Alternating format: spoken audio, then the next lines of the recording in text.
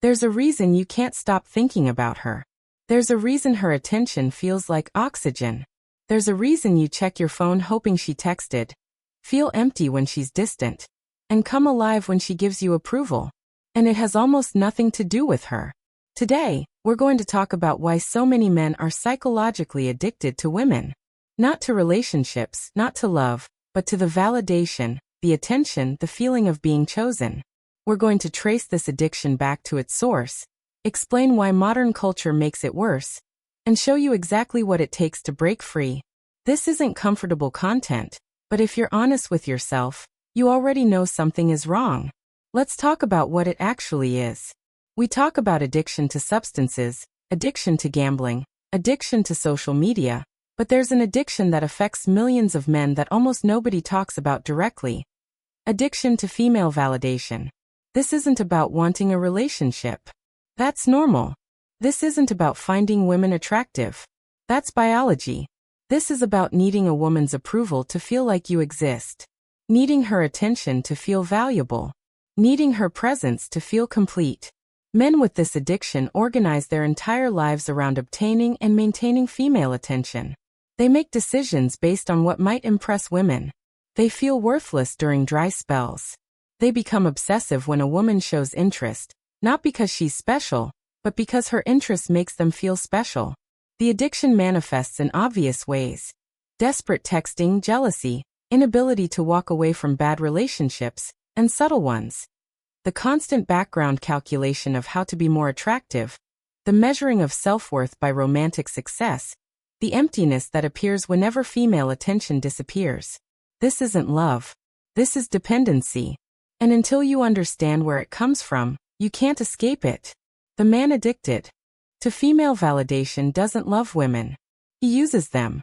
He uses them as mirrors to see himself reflected favorably. He uses them as medicine for wounds he won't address directly. He uses them as evidence that he's worth something. And because he's using them rather than loving them, the relationships never quite work, and he can never figure out why. Almost every case of validation addiction traces back to the same place: childhood. Specifically, it traces back to what you did or didn't receive from your parents. The attention you got, the approval you earned, the love that was or wasn't conditional. Children need certain things from their parents to develop properly. They need unconditional love, the sense that they're valued simply for existing. They need conditional approval, the sense that certain behaviors earn praise and others earn correction. And they need modeling examples of how to be an adult. When these needs aren't met, children adapt. They develop strategies to get whatever version of love and attention is available.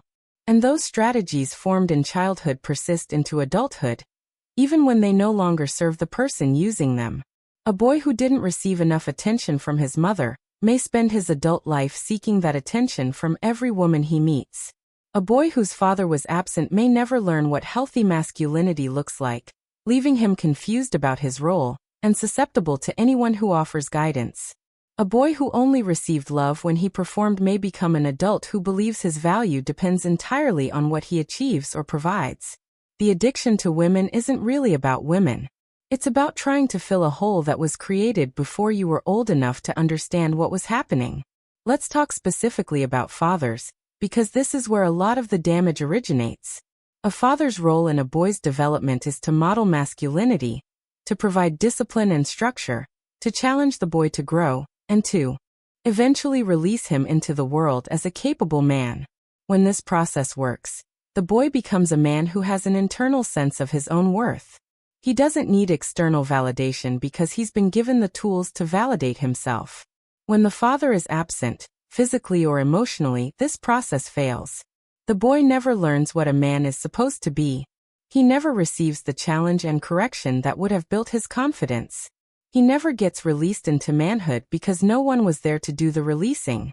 So he stays psychologically a boy. And boys need approval. Boys need someone to tell them they're doing okay. Boys look to external sources to know if they have value. Without a father to provide that validation, and then wean him off it, the boy grows into a man who seeks that validation from whoever will provide it. Often that means women. He's not looking for a partner. He's looking for someone to tell him he's good enough because his father never did. This is why so many men are simultaneously desperate for female attention and terrible at maintaining relationships. They're not relating to women as adults relate to adults. They're relating to women as boys relate to mothers, seeking comfort, approval, and the unconditional acceptance they never got. The father wound is everywhere once you know how to see it. It's in the man who can't make a decision without asking his girlfriend. It's in the man who falls apart at the first sign of female disapproval.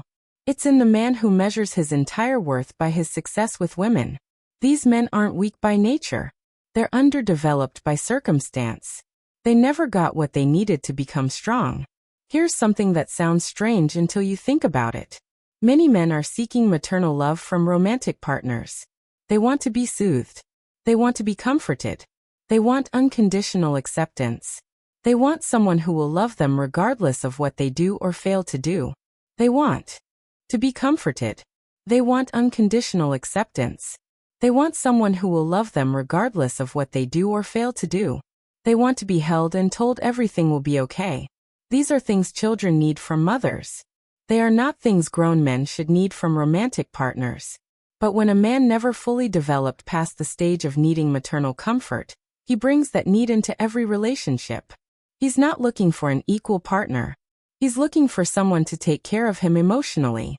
He wants the relationship to feel like coming home to mom. This puts women in an impossible position. They signed up for a romantic relationship with a man, and instead they find themselves mothering someone who can't regulate his own emotions, can't handle rejection, and falls apart whenever they're not actively providing comfort. The woman inevitably loses attraction because no one is attracted to their child, and the man feels abandoned, which triggers his original wound, which makes him more desperate, which pushes her further away. The cycle continues until the relationship collapses, and then he finds another woman to repeat the pattern with. The tragedy is that he often blames the women. She changed. She stopped caring. She wasn't the right one. He never realizes that he was asking for something no romantic partner can provide.